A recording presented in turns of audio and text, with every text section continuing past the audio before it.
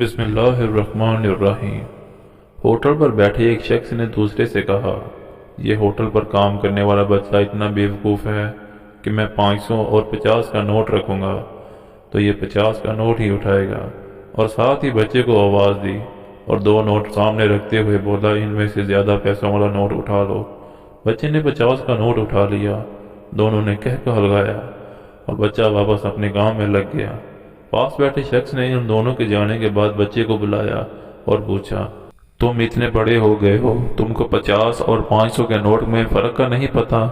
یہ سن کر بچہ مسکرایا اور بولا، یہ آدمی اکثر کسی نہ کسی دوست کو میری بیوقوفی دکھا کر انجوائے کرنے کے لیے یہ کام کرتا ہے، اور میں 50 کا نوٹ اٹھا لیتا ہوں، وہ خوش ہو جاتے ہیں اور مجھے 50 روپے مل جاتے ہیں۔